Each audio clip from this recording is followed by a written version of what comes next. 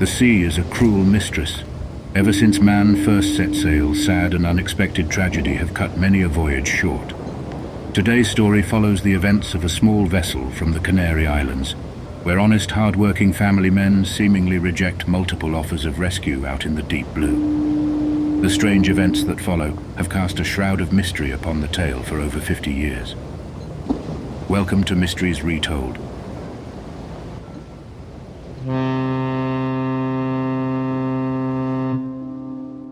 The Fausto, translated to English as the Faust, operated as a fishing vessel situated in Tazacorte, Palma, within the Canary Islands. Measuring 14 feet in length, she exceeded the typical size for her category, making her a sought-after choice not only for fishing, but also for transporting various goods, such as fruits, vegetables, diesel, and similar items throughout the archipelago. Renowned for its sturdiness, this vessel had established a reputation for durability. In 1968, Rafael Acosta was the captain of the Fausto. Over many years he had worked with brothers Ramon and Eliberto Hernandez, aged 47 and 42, as crew members along with their cousins Miguel and Viterbo Acosta, aged 43 and 41. They all had extensive experience as sailors and fishermen, having been on the water since their teens. The four men instilled confidence in Rafael, who trusted their skills and expertise. On the evening of June 20, 1968, the Fausto set sail from Tazacorte's port, bound for El Hierro Island, approximately 50 miles south of Palma. Loaded with explosives intended for agricultural use on the island, the vessel embarked on its journey. Notably absent from the crew that day was Viterbo, who had committed to overseeing duties asked of him during a festival in his hometown of Tazacorte. Approximately 7 hours later, the Fausto reached Frontera, on the northern shore of El Hierro. Ramon, Eliberto, and Miguel unloaded the cargo. Coincidentally, Julio Garcia, a 27-year-old mechanic from Tazacorte, had recently secured a job as an irrigation maintenance chief nearby. Julio found himself in Frontera that night, urgently needing to reach La Palma due to his 2-month-old daughter becoming severely ill. Having missed the last departing liner, the next was scheduled to leave 2 days later. Julio approached the Fausto docked at Las Puntas port. Desperate, he shared his story with the crew, who, without hesitation, allowed him to join them on the return journey to La Palma.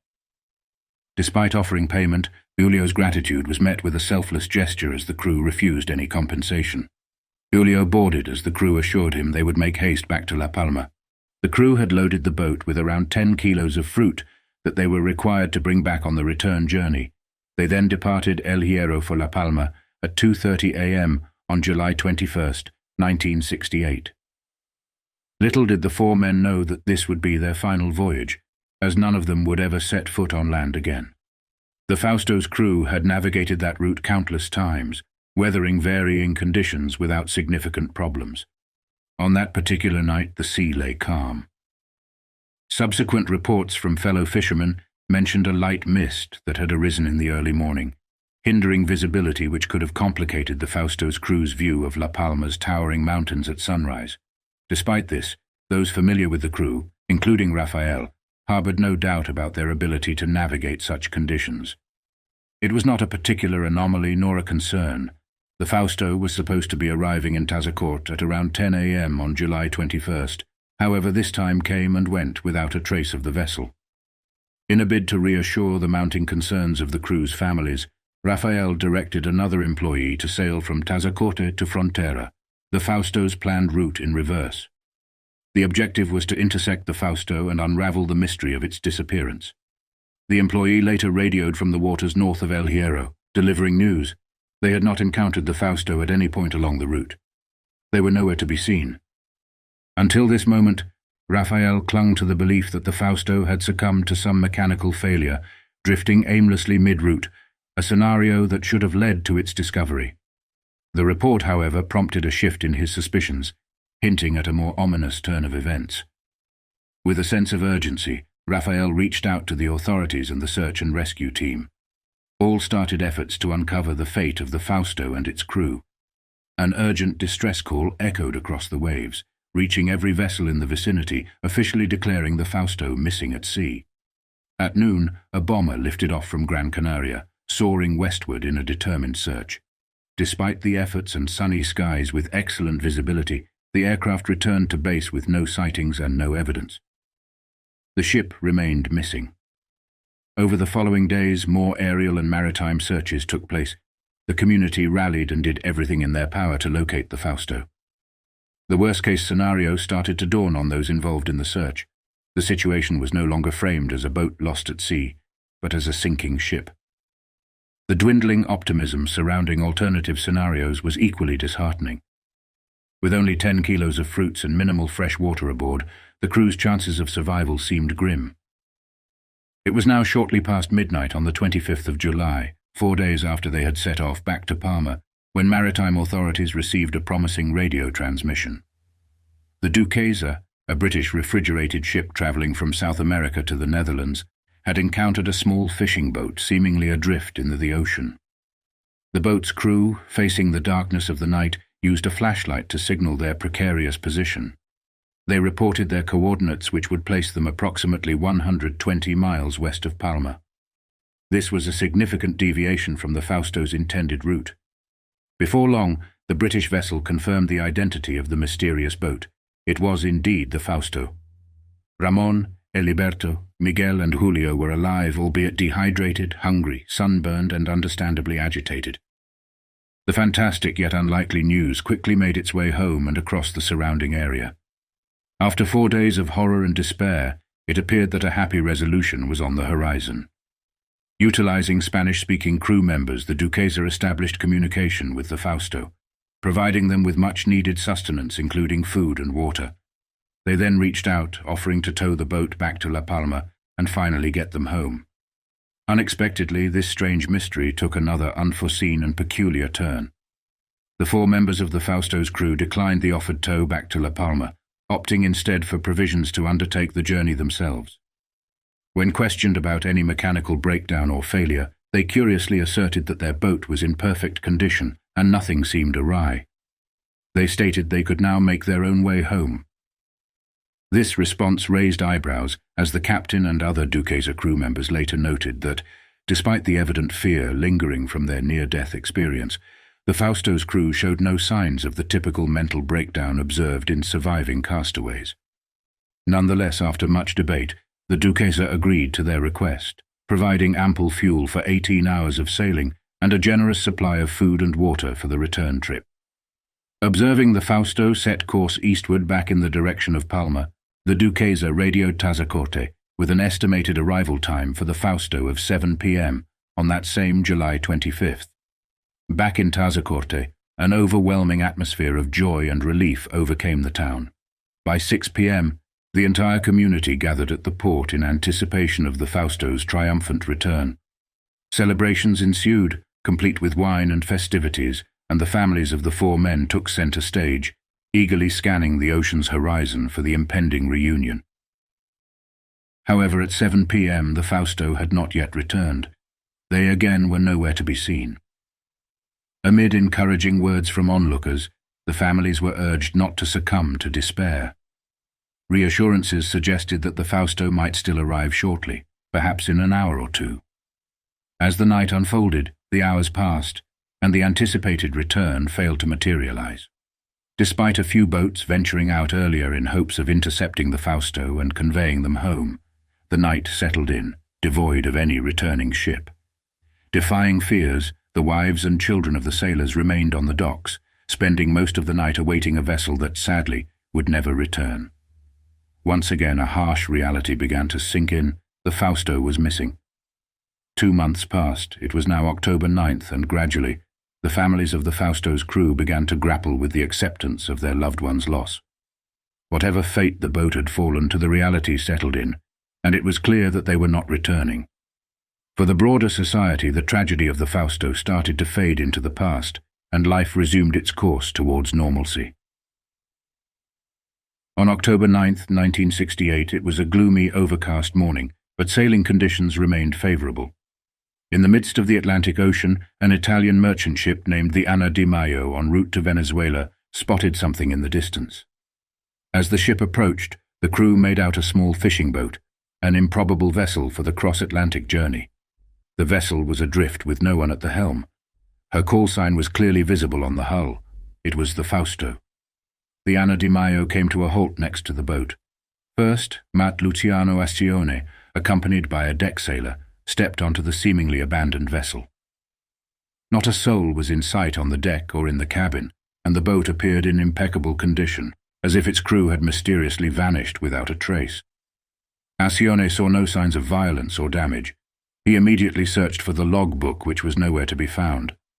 The Fausto, at this point, appeared to be an entirely seaworthy vessel, adrift in the vastness of the Atlantic with an inexplicable absence of its crew, until Acione ventured below deck. Descending into the engine room through a hatch on the deck, Acione was confronted by a lifeless figure lying beside the ship's engine. The man was naked and was laying in a state of partial mummification, a transistor radio nearby. It was evident that he had passed much earlier, possibly partially mummified by the unique salty conditions of the oceanic environment. In distress, Acione directed the deck sailor to return to the Anna Di Maio and alert the radio operators to dispatch a message detailing the eerie discovery. Meanwhile, he meticulously examined the engine room, searching for clues. Among the sparse findings was a small notebook, possibly belonging to the deceased man. Opening it, Acione noted that a significant number of pages had been removed. It was later determined that 28 pages had been torn out and were missing. The remaining pages featured simple calculations and notes in Spanish. The last intact page, succeeding the removed ones, contained a more intricate text that Acione couldn't fully comprehend but recognized as a sort of farewell. Returning to the Anna Di Maio with the notebook and a handful of documents found in the cabin, mostly insurance-related, Acione initiated calls for advice. 5 hours after the encounter, Spanish authorities and the residents of La Palma were notified of the discovery. The mysterious body was to be returned to Spain for further examination with the hope of answers. The Anna Di Maio had informed of their intention to tow the Fausto with them all the way to Puerto Cabello, Venezuela. They also promised to send to Spain an envelope with some documents found aboard. For some reason, they didn't mention the notebook until later. Now, October 11th, less than 2 days since the Fausto's unexpected reappearance and the subsequent decision to tow it to Venezuela, Spanish authorities received a perplexing telegram from the Anna Di Maio. The contents were so surreal that the disbelief knocked them for 6. They reported that, while under tow, the Fausto had inexplicably sunk front first during the night, tearing and dragging the towing cable down with it. The deceased body, which had been on the Fausto, had now vanished with the sunken vessel, rendering retrieval impossible. All that remained were the documents salvaged by Acione. Eventually, the notebook made its way to La Palma, where it was presented to the families of the victims. It was Luz, the wife of Julio Garcia, who identified it as her husband's notebook. It was his book for his personal notes and payments for his mechanical services back in La Palma. Upon reaching Spanish soil, the notebook underwent scrutiny. The last page contained a poignant farewell from Julio to his young wife, offering instructions on handling the insurances he had paid for and the sale of his properties to ensure financial stability after he was gone.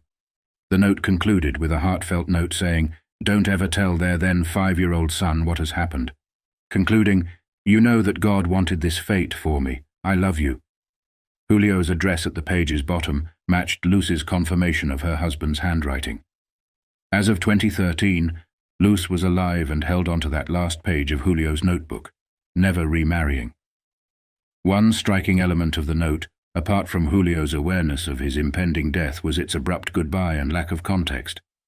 Coupled with the missing pages, investigators were led to believe that Julio had documented the series of events leading to the Fausto's mysterious fate in those absent pages, sparking numerous and lingering questions. Sadly, the elusive answers to the Fausto's mysteries remain buried within the void of those missing 28 pages, each blank space concealing the unraveling tale that led to their fateful demise. The lingering questions echo through time, challenging investigators and common theorists to attempt to connect the dots. This bizarre mystery at sea raises so many unsolved questions. Who removed those pages, and why? Why did the Fausto's crew refuse to be towed back by the Duquesa, opting for an ill-fated solo journey? Why did they insist that nothing was amiss during their initial discovery? What happened during their first disappearance that they chose to keep concealed? Speculations around the events have swarmed for many years now. Multiple theories have been dismissed as unlikely or just absurd. Some of these include the following. They were searching for a better life in Venezuela, a post-war phenomenon supposedly relegated to the 1940s. This seemed implausible in the 1960s, after a period of economic improvement and social progress in Spain. The four men, neither impoverished nor desperate, lacked motive and means for such a perilous journey. The Cold War spectre of stumbling into a US or USSR submarine conflict was also deemed improbable, as the Fausto's events offered no indication of a confrontation. The proximity of the USS Scorpion's sinking was deemed coincidental. It was suggested that perhaps they were trafficking illegal goods, guns, drugs, or otherwise. This also proved unlikely, considering the crew's modest lives, absence of financial desperation, and clean records. They had no incentive for criminal risk. Another unlikely theory is the notion of a Nazi fugitive kidnapping the boat for an escape to South America. This also crumbled under scrutiny and had been dismissed as an absurd urban legend. The most accepted theory suggests a cascade of successive setbacks, small but cumulative, that unhinged the crew's rationality and led to fatal misjudgments. The specifics of these setbacks remain elusive, shrouded in the veil of 50 years of uncertainty. In the absence of concrete evidence, the mysterious disappearance of the Fausto stands as a testament to the inscrutable nature of the sea, leaving the unanswered questions to persist across decades. These seafarers were honest, hard-working family men. It is a true mystery, and one that has resonated across the seas for now over 50 years. As always, with these types of stories, first and foremost, our deepest condolences lie with the families and friends involved in the strange case. What do you think led to these odd events, and do you know of any additional details? If so, please do let us know in the comments. Thank you for watching today's video and for supporting Mysteries Retold. If you enjoy the content, please feel free to like and subscribe. It really does help the channel grow. Until next time, folks, remember, none of us know what will be our final voyage. Tell those close to you that you love them. Good night.